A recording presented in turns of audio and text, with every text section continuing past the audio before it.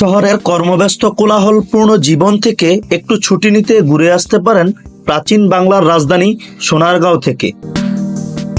Hello viewers, আসসালামু আলাইকুম। Welcome to my new another video.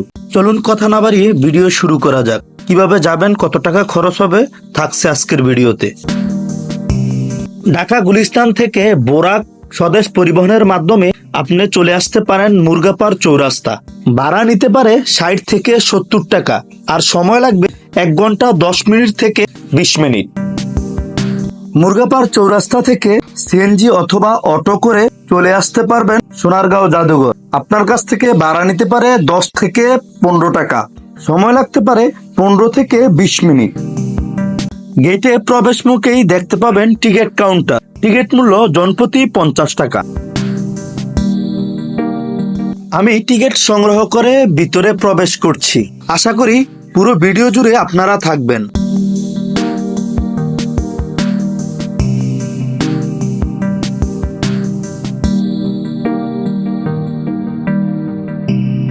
আপনারা খুব সুন্দর যে বাড়িটি দেখতে পাচ্ছেন, এই বাড়িটির নাম হচ্ছে বড় সর্দার বাড়ি। আমার আগের ভিডিওতে সর্দার বাড়ি সম্পর্কে, সর্দার বাড়ির ইতিহাস, সৌন্দর্য সম্পূর্ণ দেওয়া আছে। চাইলে আপনারা ভিডিওটা দেখে আসতে পারেন।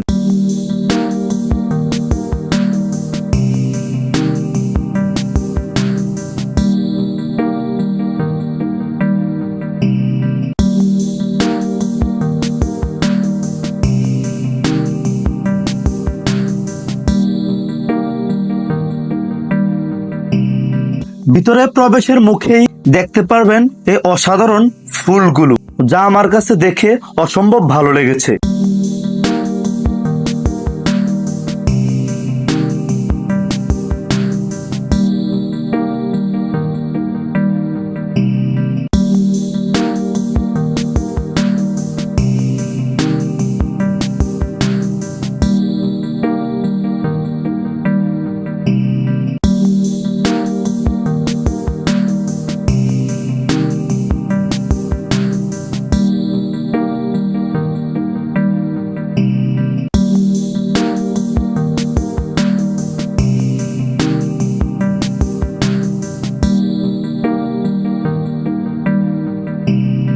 চলুন এখন জেনে নেই সোনারগাঁও জাদুঘর বা লোক কারুশিল্প জাদুঘর সম্পর্কে বিস্তারিত।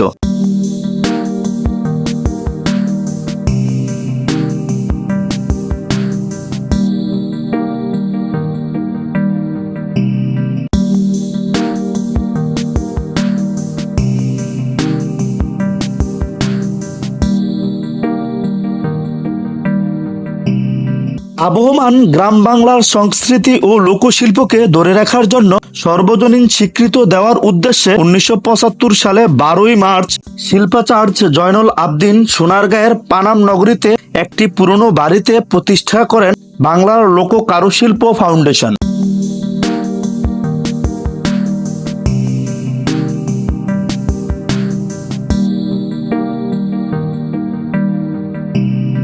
আপনারা যে জাদুঘরটি দেখতে পাচ্ছেন, সে জাদুঘরটি কিন্তু এই ফাউন্ডেশনের অধীনে নির্মিত। চলুন ভিউয়ার্স, এই ফাউন্ডেশনের অধীনে যে জাদুঘরটা আছে তার পুরো খুঁটিনাটি আপনাদেরকে দেখাই।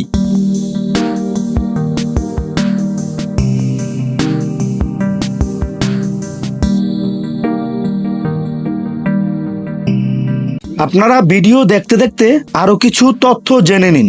সেটা হচ্ছে পানাম নগরী ঠাকুরবাড়ির ভবন ও ইশাখার তরুণ এ দুটিকে একত্রে নিয়ে প্রায় 16 হেক্টর জায়গা জুড়ে লোকশিল্প ফাউন্ডেশনের অবস্থান।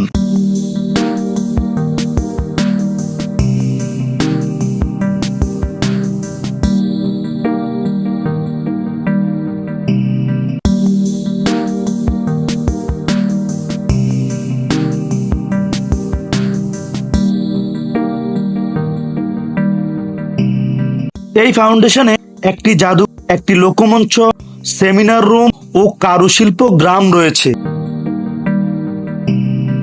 এই জাদুঘরে আসলে দেখতে পাবেন প্রায় 4500 প্রাচীন নিদর্শন, যেগুলো 200 থেকে 300 তারও অধিক পুরনো। এসব নিদর্শনগুলো জাদুঘরে আসলে দেখতে পাবেন।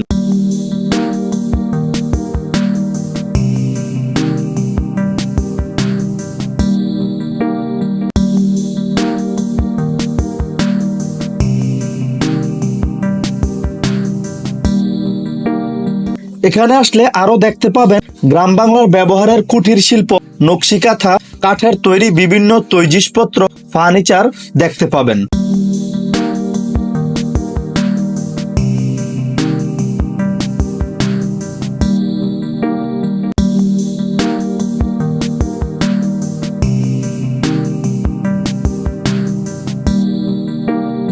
আরেকটা বিষয় হচ্ছে, যদি আপনি গ্রাম বাংলার জিনিসপত্রের সাথে পরিচয় করিয়ে দিতে চান তাহলে আপনার পরিবার ফ্যামিলি নিয়ে আসতে পারেন এবং আপনার সন্তানদের প্রাচীন বিভিন্ন নিদর্শনের সাথে পরিচয় করিয়ে দিতে পারবেন এবং বিভিন্ন কুটির শিল্পের সাথেও পরিচয় করিয়ে দিতে পারবেন।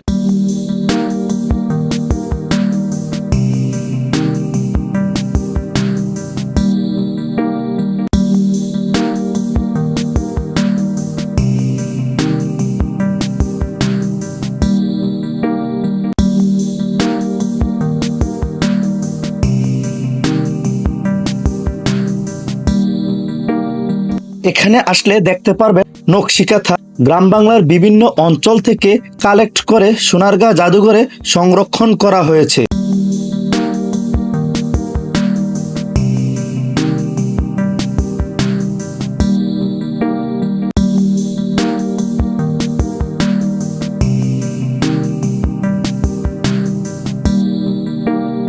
সুতা দিয়ে সুন্দর করে তৈরি করা হয়েছে বাংলাদেশের মানচিত্র, যা দেখে আমার কাছে খুব ভালো লেগেছে।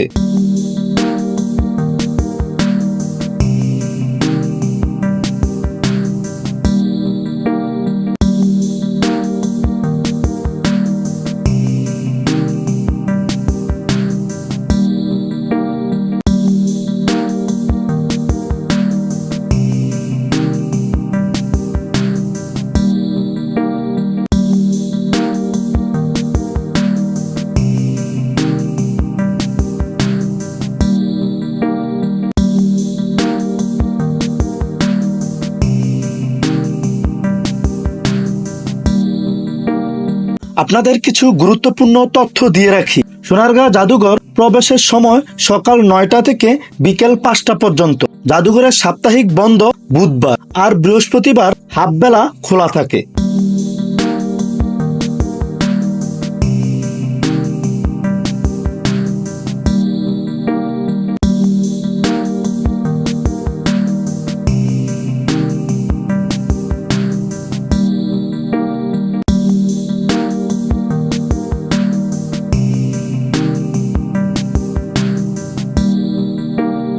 এখানে আসলে আরো দেখতে পারবেন প্রাচীন বাংলার তৈরি বিভিন্ন মাটির জিনিসপত্র।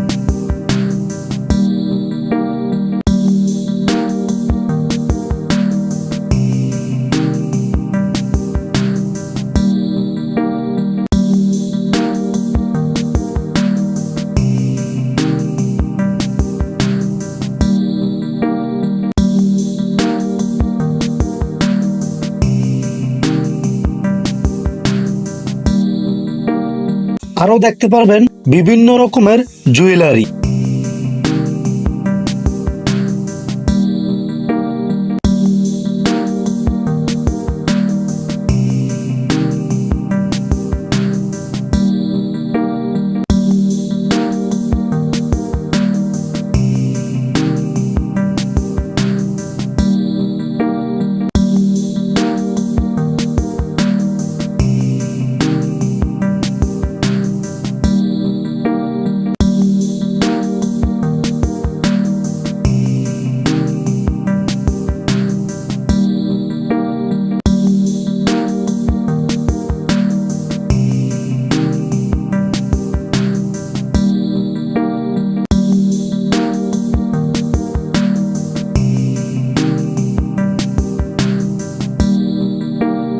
সোনারগাঁ জাদুঘরে আরো সংরক্ষণ করা হয়েছে মিউজিক্যাল ইনস্ট্রুমেন্ট, এখন আর সচরাচর দেখা যায় না এবং বাজাতেও দেখা যায় না।